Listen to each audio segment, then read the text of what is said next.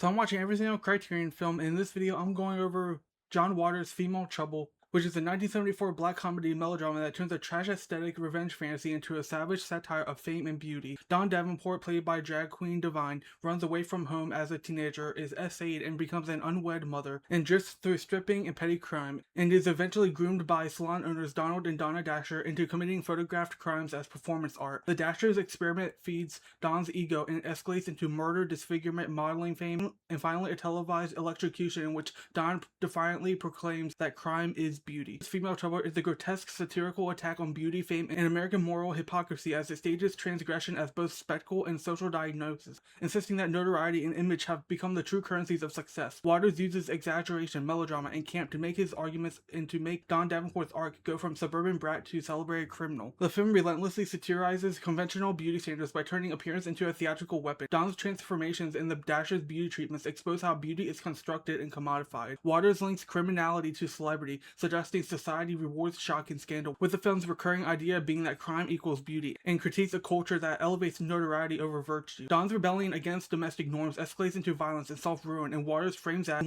this not as moral instruction but as a melodramatic spiral that implicates both the protagonist and you in a perverse appetite for spectacle. By casting Divine and leading into grotesque exaggeration, Waters both mocks and celebrates transgressive femininity, treating the monstrous feminine as a site of power and critique rather than mere villainy. Low-budget sets, vivid colors, and over-the-top acting are deliberate as Waters borrows exploitation and melodramatic tropes to mirror the cultural trashing of values and to make you complicit in consuming scandal as entertainment. By amplifying cruelty, ego, and media hunger to absurdity, Waters forces you to see the logic of a society that rewards image above humanity. Divine dominates the film with a performance built on extremes like exaggerated makeup, physical bravado, and sudden shifts from comedic bravado to chilling violence. Waters makes Dawn a vehicle for Divine's range as Dawn moves through adolescence, motherhood, showbiz, glamour, and execution. Divine uses drag to make Dawn both hyper-feminine and grotesque, making the costumes, hair, and makeup not just ornaments but performance tools that signal Dawn's self-fashioning and moral collapse. Divine's preparation and physical choices show a disciplined athletic approach beneath the comedic surface. Those choices highlight how much of the film's shock value rests on real physical work. Playing both Dawn and Earl lets Divine play a grotesque double role that literalizes Waters' interest in gender play and self-violation. This is staged to trigger discomfort as much as laughter. Mink Stoll, David Lochary, Mary Vivian Pierce, Edith Massey, Cookie Mueller all supply an ensemble of stylized, often cartoonish figures who stabilize the film's tone and create a community for Dawn's excesses. The performances are less about psychological realism and more about sustaining a heightened, carnival-like world that makes Divine's extremes understandable. The ensemble's consistent aesthetic is crucial to the film's satire. Female Trouble depends on performance as critique, so Waters and his actors use exaggeration to interrogate celebrity, gender norms, and the media's appetite for spectacle.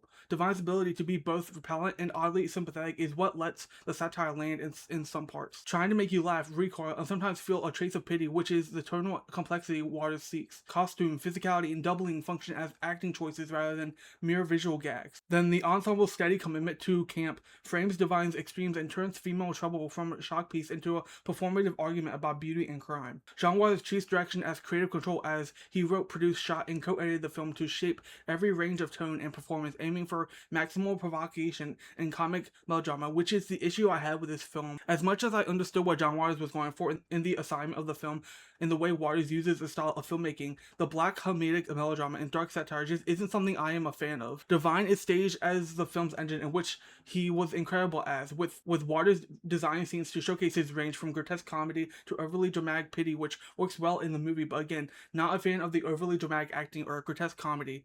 Waters' visual choices are intentionally vulgar and theatrical, with tight framing, abrupt zooms, vivid color palettes, and deliberately tacky costumes to create a hyper-real funhouse look that foregrounds creativity over realism. He often films performances as if on a stage with long takes that lets actors play to the camera and the audience so that performances become the primary visual grammar. John Waters directs Female Trouble as a satire of beauty culture, media sensationalism, and the American dream of fame. The recurring motive, crime is beauty, reframes criminality as a route to notoriety and to become a celebrity. The film's escalation from juvenile delinquency to televised execution is staged to expose how spectacle and media transform transgression into commodity. The film's tone is a collision of broad melodrama and deadpan nastiness, which is what ultimately made me not a fan of this film, as Waters alternates slapstick set pieces with moments of shocking violence and grotesque imagery so that you're never allowed a comfortable moral stance, and laughter and revulsion coexist, but the tone reminded me a lot of the satire and comedic tone of The Toxic Avenger movie series. Toxic Avenger goes for that dark black comedy, but is more like a superhero type film instead of like a crime comedy that this is. And then the pacing in this film just keeps the film in a never-ending state of campy escalation. And so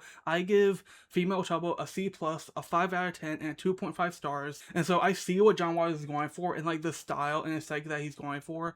But for me, just with the tone of this film, it's just something that I'm not a fan of. But I'm curious to check out his other films that are on this list. Like I know Pink Flamingos, Hairspray are on this list, so hopefully when I get to those films, I'll like them a bit better. But for now, Female Trouble is just a C+, a 5 out of 10. Let me know your thoughts down below if you like Female Trouble, if you didn't, because I still highly recommend checking this film out. Just because it's not for me doesn't mean it won't be for you, so I still recommend checking this film out if you haven't. I'm curious to see what other people think about this movie, if they like it, if they enjoy the satire and the comedy that this movie goes for more than I do. But yeah, let me know your thoughts down below, and don't forget to like and follow.